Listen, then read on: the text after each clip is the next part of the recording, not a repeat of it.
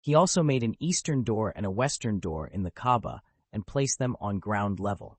He had heard his aunt Aisha, the mother of the believers, narrate that the Messenger of Allah as-salam had wished that. The Kaaba remained like this throughout his reign, until Al-Hajjaj killed Ibn az-Zubayr and then rebuilt it the way it was before, by the order of Abdul Malik bin Marwan. Muslim recorded that Atta said, the house was burnt during the reign of Yazid bin Muawiyah, when the people of Ash-Sham raided Makkah. Ibn az-Zubayr did not touch the house until the people came for Hajj, for he wanted to incite them against the people of Ash-Sham. He said to them, O people, advise me regarding the Kaaba, should we bring it down and rebuild it, or just repair the damage it sustained? Ibn Abbas said, I have an opinion about this. You should rebuild the house the way it was when the people became Muslims. You should leave the stones that existed when the people became Muslims and when the Prophet was sent. Ibn az-Zubayr said, if the house of one of them gets burned, he will not be satisfied until he rebuilds it. How about Allah's house? I will invoke my Lord for 3 days and will then implement what I decide. When the 3 days had passed, he decided to bring the Kaaba down. The people hesitated to bring it down, fearing that the first person to climb on the house would be struck down.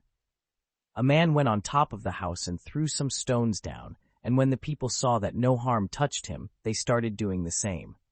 They brought the house down to ground level.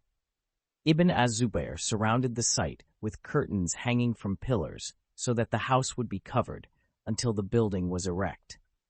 Ibn az-Zubayr then said, I heard Aisha say that the Messenger of Allah ﷺ said, لولا أن الناس حديث عهدهم بكفر وليس عندي من النفقة ما يقويني على بنائه لكنت أدخلت فيه من الحجر 5 أذرع ولجعلت له بابا يدخل الناس منه وبابا يخرجون منه.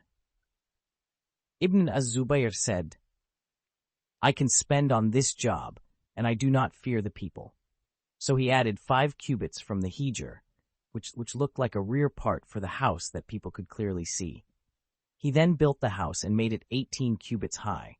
He thought that the house was still short and added 10 cubits in the front and built 2 doors in it, one as an entrance and another as an exit.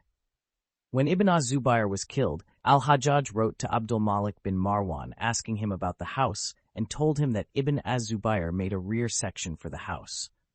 Abdul Malik wrote back, we do not agree with Ibn az-Zubayr's actions. As for the Kaaba's height, leave it as it is. As for what he added from the hijr, bring it down and build the house as it was before and close the door. Therefore, Al-Hajjaj brought down the house and rebuilt it as it was. In his Sunan, An-Nasai collected the hadith of the Prophet narrated from Aisha, not the whole story.